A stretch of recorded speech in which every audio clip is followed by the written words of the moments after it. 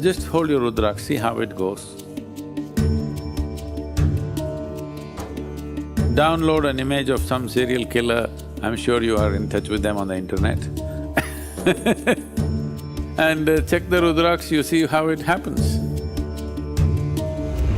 If you have been meditating for a certain point of time, mix them all up so that you can't see on the surface what it is. Touch each one of them. Probably many who have been initiated by me will immediately recognize which is the picture.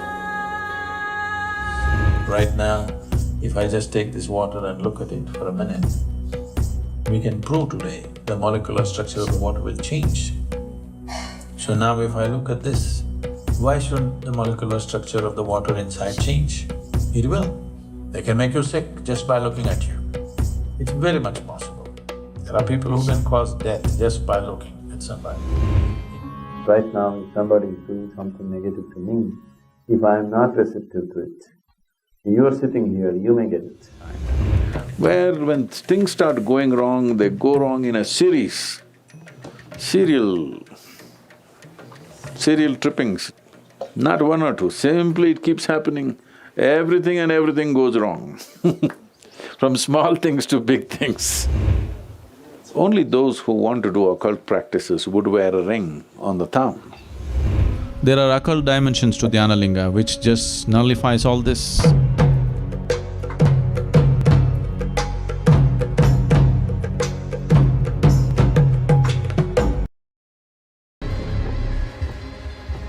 You know, people are sending pictures of their parents or grandparents or their children just born for blessings and for various things. So if we can do positive things with the image of a person, you must know we can also do negative things. In India, if you go to a black magic artist, he will just ask for a picture. Because picture is a certain geometry. If you understand the geometry of a person's picture, you can create a geometry which will freak him. Now you can create a geometry which will enhance him, or you can create a geometry which is going to destroy him in some way.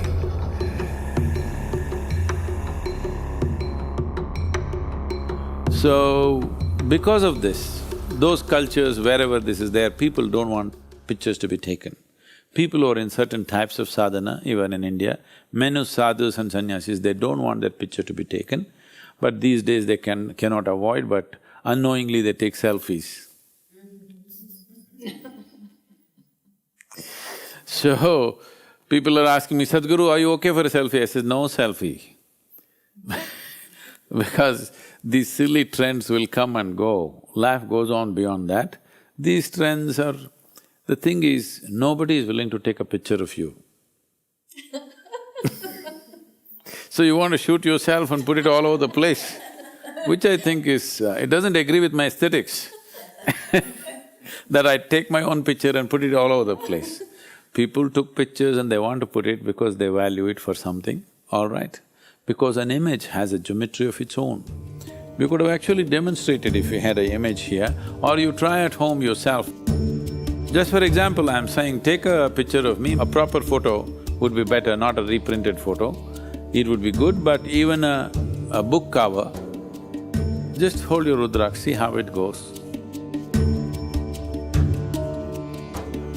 Download an image of some serial killer, I'm sure you are in touch with them on the internet and check the Rudraksha, you see how it happens. It'll happen very differently. And if you bring certain image, folded, okay? Not my regular picture, there are certain pictures where I'm in a certain state when pictures have been taken. Folded picture, you don't know what is there. You create a few, what do you call them? Placebo pictures, all right? An empty page, something else, a grasshopper flying, a tree, this, that, everything. If you have been meditating for a certain point of time, mix them all up so that you can't see on the surface what it is. Touch each one of them. probably many who have been initiated by me will immediately recognize which is the picture.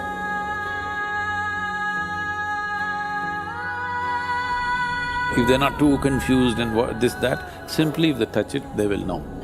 Because just a two-dimensional or a flat surface of the picture has a geometry and a unique geometry, and it's exuding that.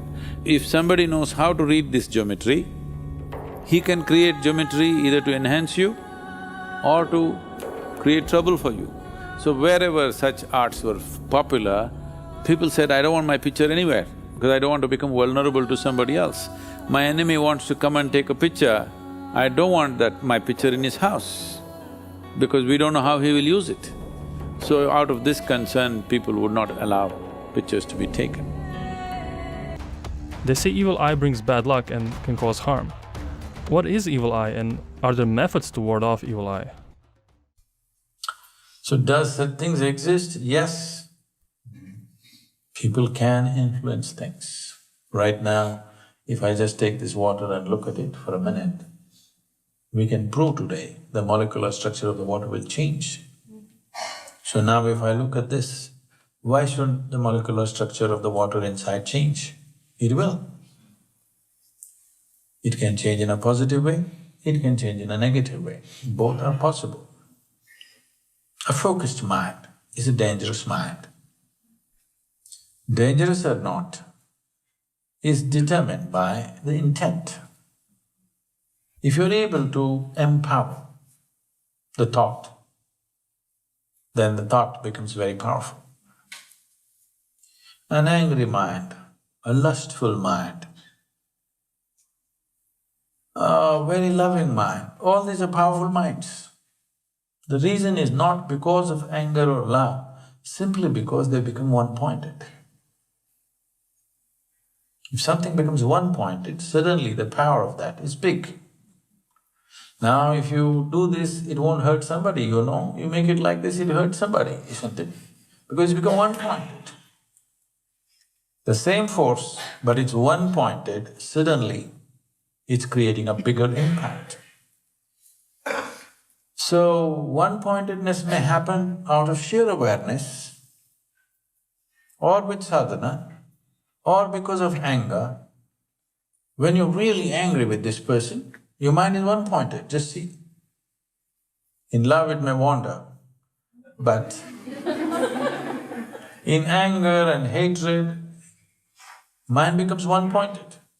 Because of that one-pointedness, it can influence. So people who are in extreme states of anger, hatred, greed, when they really focus on something, things can happen in the other person. I said it can happen, not that it will happen. It also depends on how vulnerable you are. If you are organized in such a way, external influences do not determine what happens within you. Doesn't matter who looks at you, you can be free from that. If you are vulnerable because you're constantly being influenced by everything around you, if you're in such a state, it is possible that certain people can influence you. They can make you sick just by looking at you. It's very much possible. There are people who can cause death just by looking at somebody. If you can cause ecstasy in somebody just by looking at them, you can cause agony if you want, you know. Just a different switch, that's all. It's like your tap, if you turn this way, it's hot water, cold water. Mind is just like that. It can be used in many positive, phenomenal ways. It's a tremendous possibility. But people choose to use it in different ways.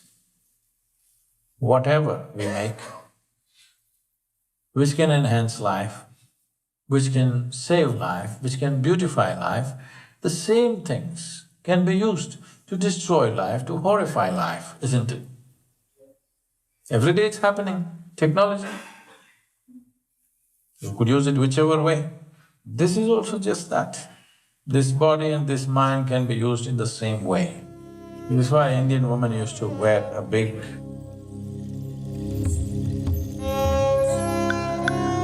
and it was supposed to be made of certain material. Turmeric and lime was used so that it doesn't affect.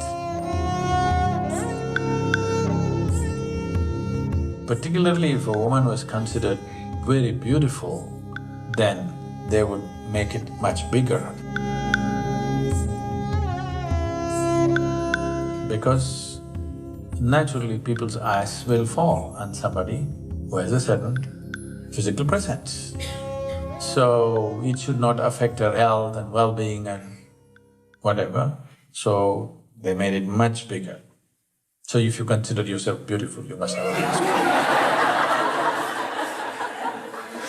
You're a tiny one, I understand.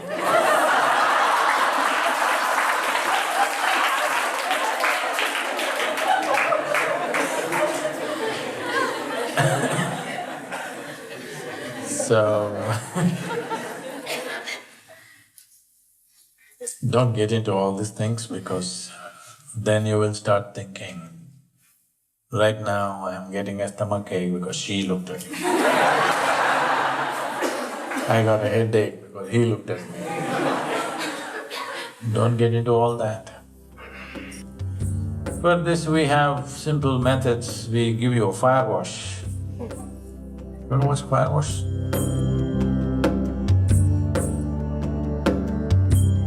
It's called Kleshanashana. That means an act which will take away the impurities that gather around you. Because your body is not just here, your body doesn't stop here, it extends itself. Have you noticed? Probably women are more sensitive to this than men.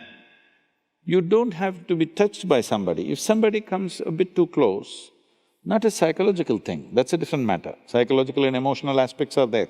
Leaving that, if somebody comes too close, right there itself there is a feeling that, you want some distance. They haven't touched you, just like this. This itself causes some disturbance, isn't it? Because the body doesn't end here, the energy is little beyond that. How much beyond that depends on how exuberant your life energies are. If your life energies are truly exuberant, you can fill this hall with it. Otherwise, it is at least a little bit. For most human beings, it could be anywhere between 3 to 9 inches outside of their body. So you gather material on your body, you wash it. Similarly, you're gathering other kinds of material upon your energetic system. You can wash this water with water, certain impurities will go with that. Similarly, there's a fire wash, which you're calling drishti. Is it necessarily happening because of other people's look or not, that's a questionable matter. But impact of life around you upon your energy system is definitely happening. If you have a spiritual process within you, that is, you're doing some kriya or you're doing some meditative processes, then you don't need all this, because you know how to wash yourself from within.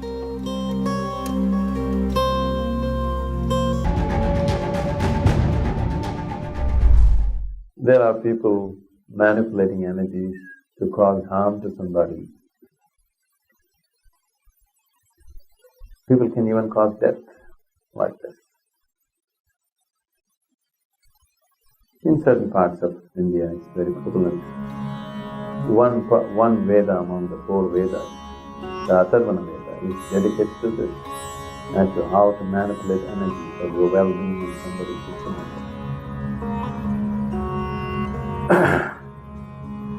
These energies or these kind of practices need not necessarily be directed at you. Right now, if somebody is doing something negative to me, if I am not receptive to it, you are sitting here, you may get it. It's very much possible. It's like somebody is shooting at each other on the street, you are just walking on the street and you may get shot.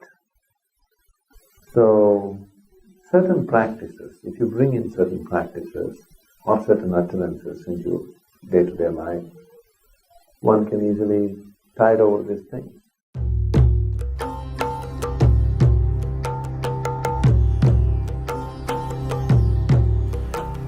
Rudraksha as a seed, this tree mainly grows at certain altitude. Somewhere between 6,500 to 12,000 altitude is where Rudraksha grows in the Himalayan region. And it has very unique vibrations. So person who is constantly traveling wears a Rudraksha so that he has a cocoon of his own energy, that the outside energies does not disturb him. He has a… we call this a kavacha. You know what's a kavacha? It's more like a cocoon. It's a cocoon of your own energy. Wherever you go, you have your private bedroom going with you. It travels with you wherever you go. For people who are in family and social situations, the best thing to wear is always the fire-faced Rudraksha. It is best that it is given to you by somebody who knows what it is. Simply buying it off the shelf from in some shop and wearing it is not a good thing. Normally, the Rudraksha that you find here is always sourced through… there are families who have been dealing with Rudraksha for thousands of years, the same family. They hold it as a sacred duty. It's not just business for them. There's another seed called Bhadraksha, which grows extensively in the northern plains of India, which is a poisonous seed, which looks exactly like this.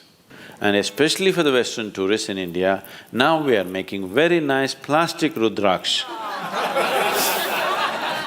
which looks wonderful, better than this, but it's plastic Rudraksha, okay? So, it is best that it is always taken through a known source, otherwise all kinds of things will come.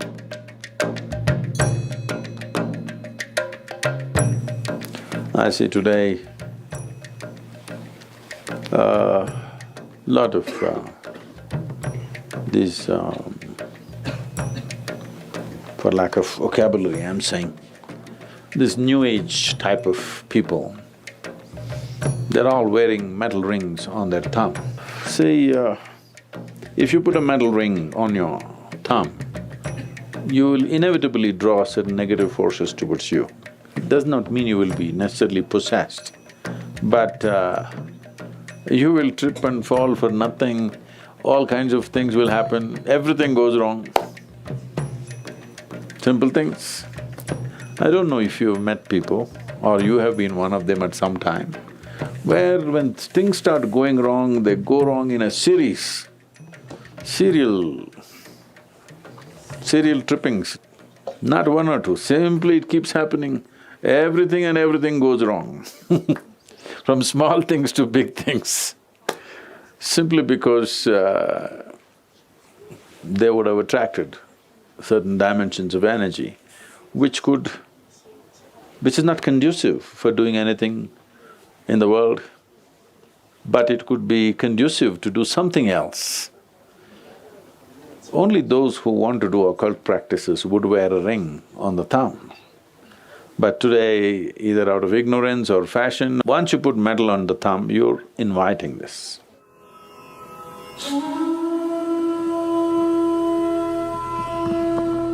There are hundreds of people who think they are possessed and all this, and we just tell them, you come and sit in the sphere of Dhyanalinga, because there are occult dimensions to Dhyanalinga which just nullifies all this.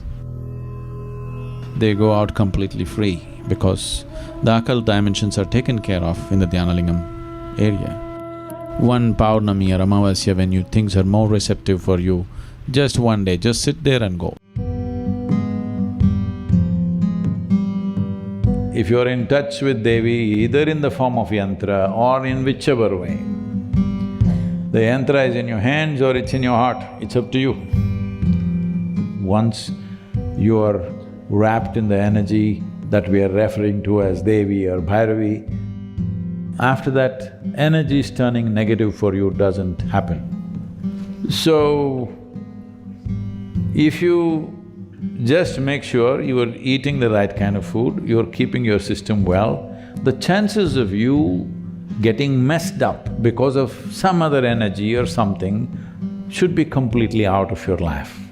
That Devi will take care.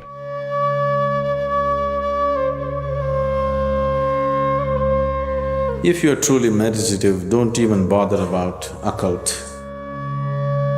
Such things will have no influence on a person who's truly meditative. If you have known If you know at least a little bit of silence in you, at least few moments of silence in you in a day, you don't worry about occult. Such things cannot impact a person who knows the stillness of his inner being. Someone said, man is ill only because he doesn't know how to be still. It's perfectly correct. It's perfectly right. All the illnesses have happened because they don't know how to be still, especially those which affect your mind, especially those which happen because of other influences. These things are possible only because there is no stillness. So right now with the process of meditation, you are bringing that stillness into your life. If you're still, you will not be ill.